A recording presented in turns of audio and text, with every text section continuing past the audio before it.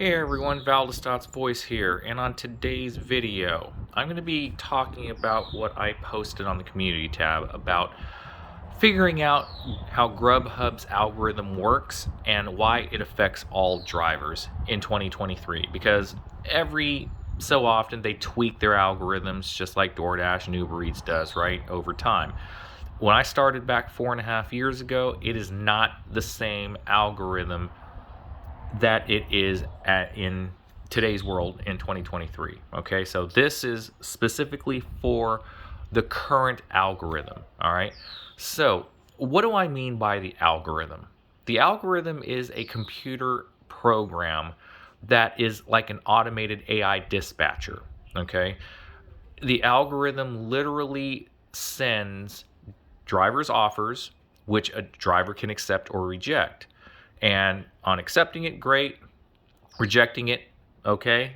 Then it goes on to a different driver, right? Just like a dispatcher would basically do. Since we are not employees, we're independent contractors, we have the right to accept and reject any offer. In the past, what ended up happening is that a lot of drivers, myself included in the very beginning, I learned about multi-apping online through YouTube videos, okay? And you, at the time, back in the beginning, 4.5 years ago, you can make pretty decent money off of it, right? Always staying busy and making more money than just working on a single app. The problem is that in today's world, every single app now, Grubhub, DoorDash, and Uber Eats, has designed their algorithm to detect multi-apping, namely going unavailable or shutting the other apps off continually and working, or heaven forbid, I don't recommend this, but if you want to stress yourself out, getting an order from two different apps at the same time. And these companies have figured out a way to stop that. In Grubhub's case, in 2023, they instituted an on-time to merchant metric, where if you don't go to the restaurant by a certain time, they're going to penalize you. So that prevents multi-apping, two apps at the same time. Now, here's another thing on that metric, right? If you think about it, multi-apping is hard enough, but if you have a time component on there, it's going to severely limit you, because in my market, now again, this is in this instance, I'm talking about my market. In my market, it's a slower market. And if you're in a slower market, you have to have a schedule in order to get orders or decent offers, right? And if you are a partner or you just want to work with no schedule, you do have the ability to turn your app on or off, but that algorithm detects you doing that as well. So what they have done, like DoorDash, I turned on my DoorDash app just to see what was up after 2 years of turning it off. My acceptance rate before was 29%, and I get a message saying that, hey, in order to get better paying offers and priority orders, increase your acceptance rate to 50%. Okay, and this was just a few days ago. So that never was there before when I worked DoorDash for the first 2 years of doing, the gig work. So what is the point I'm getting at, right? Well, the point is that all of these platforms have now instituted quote unquote, anti multi-apping rules into their algorithms. Okay, like I said, Grubhub, they instituted the on-time to merchant, metric, right? DoorDash, they also put in a above 50% for acceptance rate, get priority offers, right? Uber Eats has something similar from what someone told me, right? I haven't driven Uber Eats for a little bit either. But here's the thing. With Grubhub specifically, this is how they pretty much are controlling drivers, okay? Metrics. If you're not a premier driver in smaller markets, you're not going to make any money. You'll be lucky to get even any offers in slow periods, like the summertime, and in my market, it's just hit or miss. So my acceptance rate is literally 99% at the moment. My on time to merchant is 98%. And my, pretty much attendance rate, if you want to call it like that, is 100%. I don't drop blocks. I always, when I make a schedule, I do it and never get off early, right? So they literally have made me into kind of like an employee, even though I'm an independent contractor. So where am I going with this at this point, right? Well, this is how the algorithm now works. Every market in the United States, or wherever you're at and around the world, if there's Grubhub, right? You have what is called a hourly pay. They don't call it hourly pay. They call it, I won't even say guaranteed pay either. Guaranteed pay for a Grubhub driver literally means that if you have a schedule, at least in my market, you're guaranteed $10 for every hour of schedule that you have. So let's say it's slow as heck, and I have 6 hours of scheduled blocks. And let's say it is a very slow day, and I only made in 6 hours, let's say $30. At the end of the shift, and there is a stipulation, you have to accept every order. If you reject even one, the guaranteed earnings goes away. So let's say you don't reject any and you only made $30 in the 6 hours of blocks. The Grubhub will give you $30 out of their own pocket for being on shift. But as I said, you have to accept every order, no matter how far it is, and don't unassign the blocks, pretty much. You have to basically be on the whole time. That is what I mean by guaranteed earnings.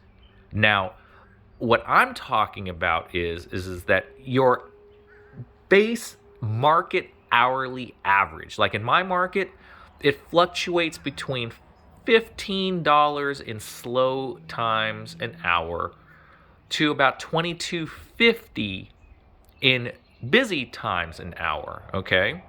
And that's in my market. You guys, wherever you are, you have to calculate that, what your hourly average is based off of 1 month's, earnings, right? Week by week. And it's not just scheduled blocks, it's off-block work as well. Because realistically, Grubhub's scheduled versus off-schedule pretty much gets you close to the hourly anyway. Like, for instance, I work, well, because schedules are so scarce in my area, in my market, right? I like to work 11 a.m. to about 3 p.m., 6 days a week, okay? Well, I take that back. On the weekends, I work about 6 hours. But like Monday through Friday, excluding Tuesday, I like to work about 4 hours, 11 to 3, right? So the point I'm making is that I'm working usually 1 to 2 hours off block, and 2 to 3 hours, depending on if they give me a 3-hour schedule or 2-hour schedule for that day, right? Of block hours. And believe it or not, I get pretty much close to the same pay regardless, right? Maybe it's because I am a premier driver working off block with a high acceptance rate, right? Or maybe it's just the algorithm catering to the base hourly pay that per market you're in, that they're going to give you for, depending on the volume, right? Because volume matters too. I'll get to that in a bit. But anyway, it seems like it's about it. Now, this is what I mean by the algorithm, okay? So let's say, for instance, in my market, $15 to $22 an hour average, right? And let's say in the first hour, it's booming lunch from 11 to about 12:30, right? 12:45, let's say. Let's say I made $50 in an hour and a half, which happens, okay? It's not unrealistic, even in my slower market, right? Because one order could have been $15 because someone tipped well. Another orders could have been $7.50 a piece with tips and whatnot, right? So let's just say $50 in an hour and a half. Well, after that, the algorithm detects how many miles you've driven and how much you've made.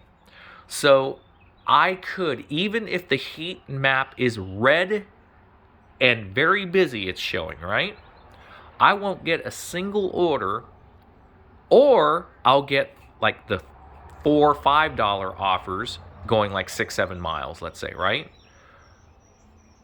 During the next 30 to about 45 minutes, okay? Close, maybe an hour too. I have had those days too where I didn't get anything for an hour. Because the algorithm knows that you've made $50 in an hour and a half, and if, let's say, like I said, they want to hit my market at $22.50 an hour, it's going to take literally another hour and 15 minutes to get back to that mark. So if I was at $50, divide that by 2.5 hours, it pretty much gets me back to where I need to be. Does that make sense, folks? The algorithm knows exactly how much you make. So whether the heat map is busy or slow, it doesn't matter. If there's volume, and also the number of drivers in your area working at the same time as you are, right? They want to spread that money out. They're trying to be fair for the other drivers. So like I was talking to, I believe, Christopher on the chat comments on the community tab. Literally, I said, hustling does not matter. Because let's say you get one offer, right? And you want to bust your ass, and you go to the restaurant and you drive 65, 70 miles an hour down the freeway so that you can get the next offer, right? But if that first offer was, let's say, $15, $17 for that one offer, you're thinking as a normal driver or a new driver, you'd think, as soon as I finish that offer, I'm going to get another offer, right? I mean, that's just common sense. That's what you would normally think.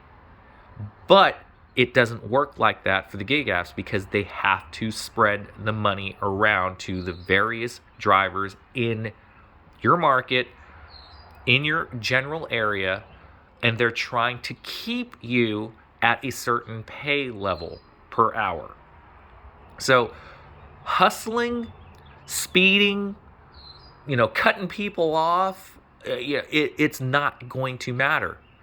What matters is how much you make at any given time within any given hour.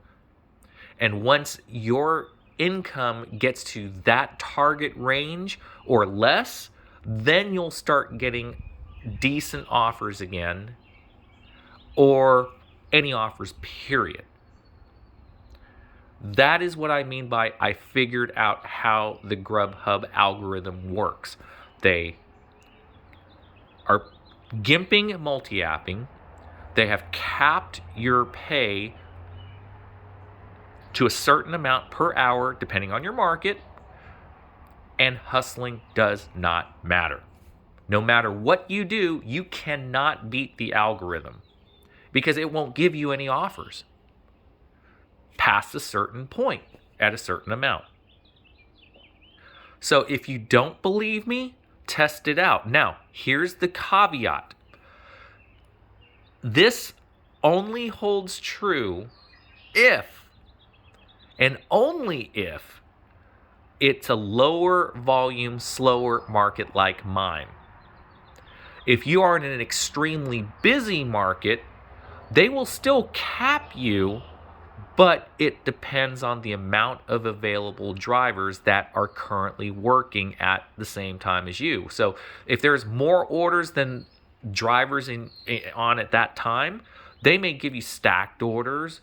I've seen 3 at one time, but that was like extremely busy, and that's rare, at least in my market, right? Some of you may have gotten 3 or more at one time. But in busy markets, that algorithm is now adapting to the volume versus driver count in your area. So it may not be unheard of to get more than your normal amount per hour. So that is what I mean by I have figured out how Grubhub specifically does it, because after so much time looking at the data, looking at my pay, looking at the volume, looking at the order count, the pay is consistently around $20 an hour roughly. Between, like I said, between $15 to $22.50, right? They try to put me between $17.50 to $20 minimum, regardless if I'm on block, off block, it don't matter. Sometimes my off block pay is more than my scheduled pay. Like if I'm off block from 11 to 12:30, I still get about the same pay as if I were on block. But when I'm scheduled from 1:30 to 3, I seldomly get great offers. Granted, I know it's off lunch at that point too, but they will do their dangdest if you're on a schedule to not pay you. Therefore, they're going to throw any junk they can, because if first rejection you do, they don't have to guarantee your pay. So if you're on a schedule, they have to give you offers, which scheduled drivers, that's why scheduled drivers get offers before non-scheduled, non-block drivers do, because they have to pay the scheduled drivers a guarantee, whereas partners, they don't. So that's it, okay? That's literally how the algorithm works. So if you're confused on why I'm in a hot zone, why am I not getting any orders? If you're off block and there's too many, Premier and Pro drivers on at the same time, you're going to get scraps or nothing at all. Or how come the heat map, I've been on it in the map in that heat zone for a good 30 minutes and I'm still not getting anything? Well, the heat map also is kind of a fallacy. Haven't you noticed that as soon as the heat map goes from nothing to orange to red, right? You would think that you would get offers. I figured this one out too. That is the system detecting orders just placed by customers to restaurants in that area that there has been orders made, right? So they are telling drivers, get to those areas within 10 to 15 minutes and the order should hopefully be ready by the time you get there. That's all it is. So if you're far away from a heat zone, I don't really recommend going to one, because like I said, it's flooding. There's probably drivers already there. You might want to wait in your known good areas where it's not there yet, versus wasting gas to go. I mean, if you're only a mile or two away, sure, that's different. But if you're like more than 5-10 miles away, that's where you start to wonder if I really should do it, okay? Because there have been times I drove to a neighboring zone and I still got nothing, okay? It just, don't get fooled. I'm just trying to warn you on how everything works. So that's it. We're coming on 19 minutes. If you have any questions, write a comment. I try to answer all comments in very serious videos like this one. And, just hang in there. It's summertime. It's going to get slower. And, it just also depends on the market you're in. Yours could be busier than mine. And I hope they are for your sake. Again, there's always other platforms as well. Go look at them. But for Grubhub specifically, this is how it works. So, got any questions? Leave a comment, like, subscribe, and I will talk to you all later. Take care.